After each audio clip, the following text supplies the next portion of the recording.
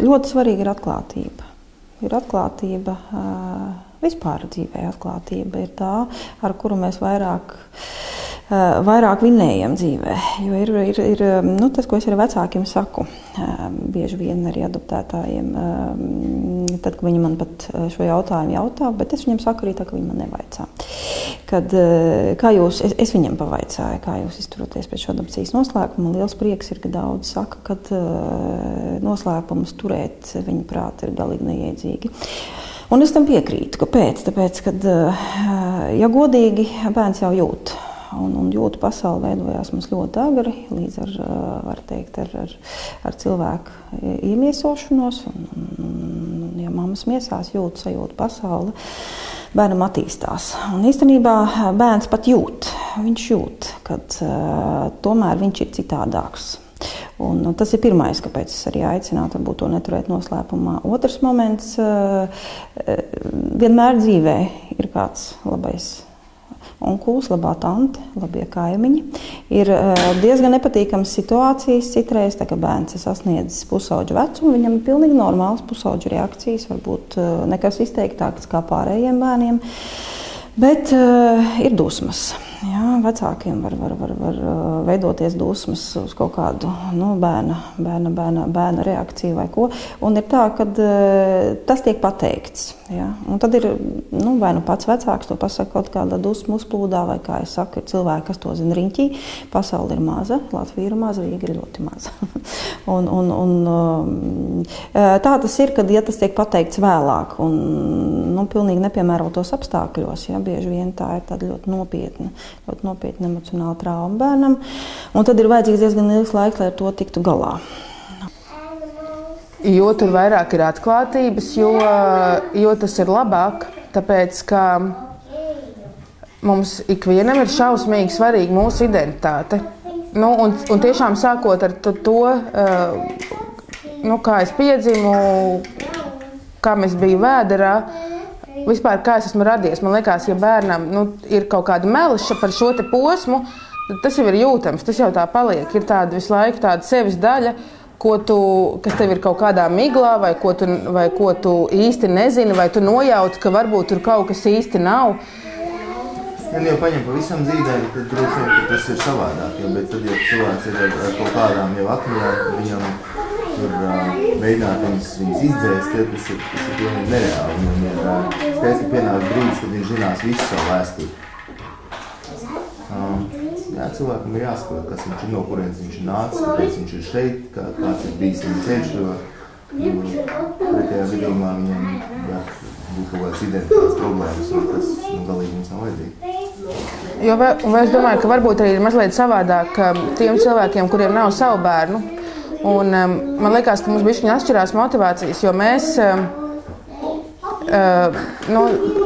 spērām šo soli, nevis lai mums būtu bērns, bet lai šis bērns izaugtu laimīgs, tāds ar koncentrāciju uz bērnu, lai mēs palīdzētu šim bērnam izaugt maksimāli laimīgam un pilnīgam.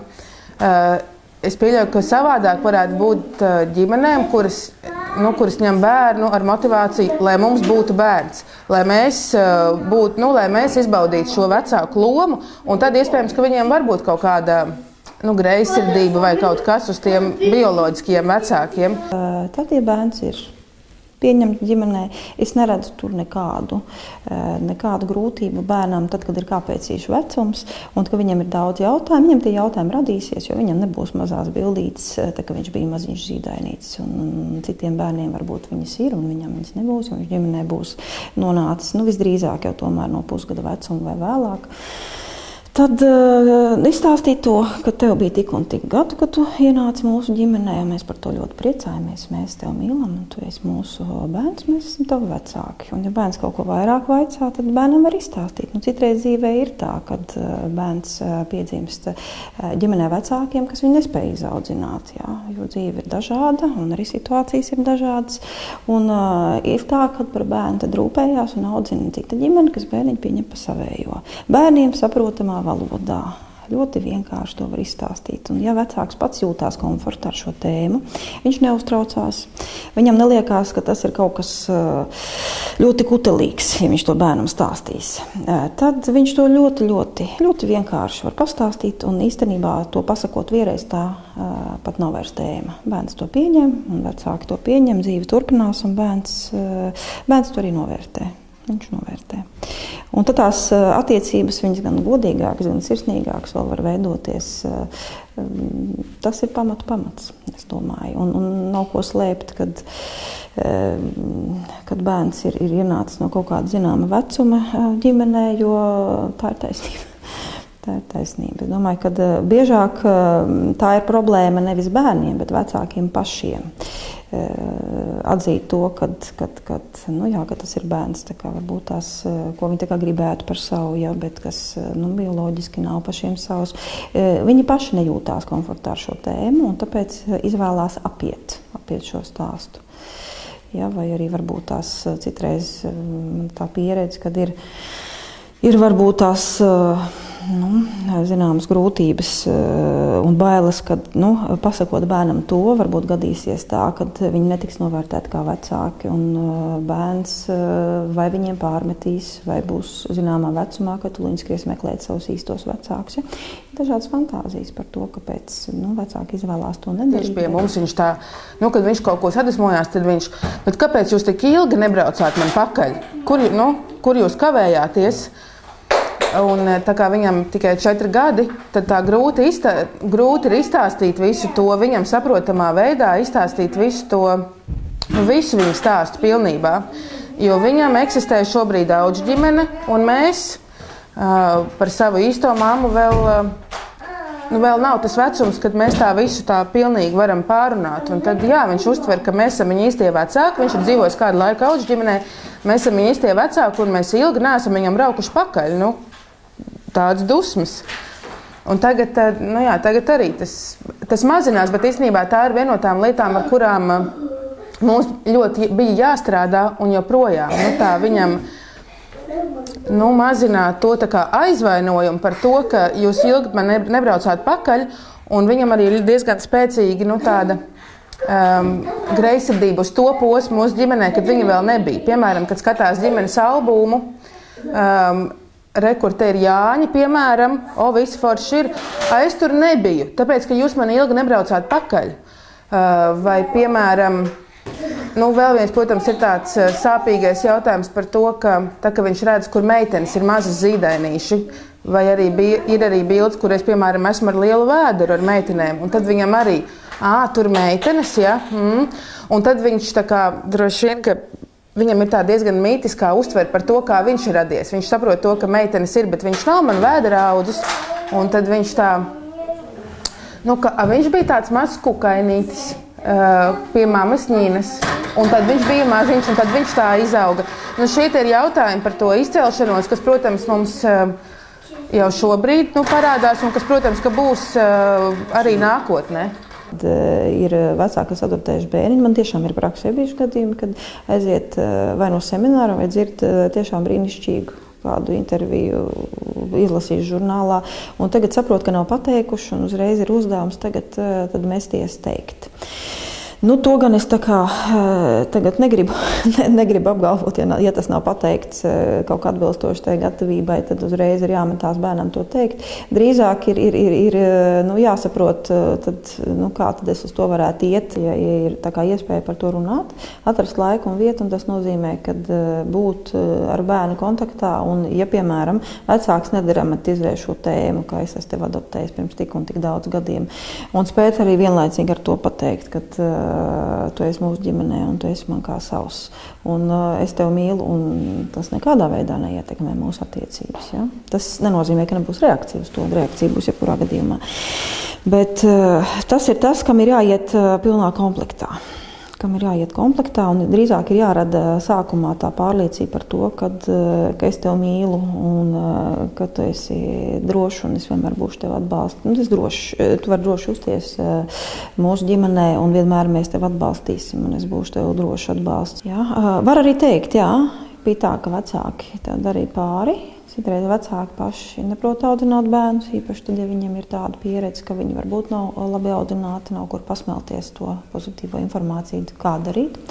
Vecāki to darīja pāri. Un tāpēc ir tā, ka, lai tu nonāktu drošībā, un lai te varētu audzināt tā kā labi, un lai tu justos mierīgs un atbalstīts, tāpēc tu esi pie mums. Ja?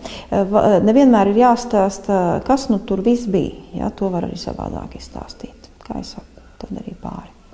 Un tā ir taisnība. Ja bērns uzzina par to kaut kādā tādā ļoti nopietnā vecumā, ja, protams, kad diezgan saļogās pamazem kājām, tikai tāpēc, ka mēs esam pieņēmuši vienu realitāti. Nu, pieņemsim, ja šī jušana nav bijusi tik spēcīga. Ja? Un tad ir tā, ka tagad tu man izstāsti kaut ko pilnīgi citu, un tagad man tas kaut kas pilnīgi cits ir jāpieņem. Protams, kad ir ļoti daudz jautājumu tajā kontekstā, kāpēc manim tā notikās. Es esmu pilnīgi apjucis, varbūt tās ļoti normālas reakcijas šādā situācijā. Un iespējams, ka ir tie daudzie jautājumi. Un es domāju, varbūt šajā brīdī derētu arī vecākam padomāt, ja bērns to tomēr uztver diezgan. Un viņš arī uztvers trauksmaini. Ja? Arī varbūt tās iespēja griezties vai nodrošināt bērnam speciālistu. Ja? Šī gadījumā cilvēku, kas tā kā ir no ģimenes loceklis, bet ir no malas, kas viņam spējas ļoti labi viņu virzīt cauri šim pieņemšanas tam momentam, kas arī ir tā kā vajadzīgs noteikti iziet cauri zināmām sērām, ja, jo tiek kabērēta ilūzija par to, ka tas es domāju, kad ir tā, bet ir savādāk. Un tas nozīmē, ka jaunā situācija ir jāpieņem. Otrs moments ir tas, ka tad, ja ir spriedzes attiecības starp ģimenē, protams, starp vecāku un bērnu, kas ir ģimenē pieņems no kaut kāda brīža un ir ienācējis, tad, ja vecāki pateiks, tu neesi mūsu bērns, droši vien, ka tam varbūt tās arī vēl varētu būt pavadošie visādi teikumi, piemēram, kad nav jau brīnums, kāpēc tu neesi iejuties un tā tālāk. Tās ir konflikta situācijas, diemžēl viņas bērnam ļoti, ļoti citreiz arī sāpīgi tiek, var teikt, tā kā sāpīgi rosināts attiecībā uz to, kad bērnam tiek pārmests caur to, ka viņš nav savs. Kad bērnam rodās ilūzija, kad tas viņa vecāks varētu būt labāks. Un ka viņam šis vecāks ir jāatrod.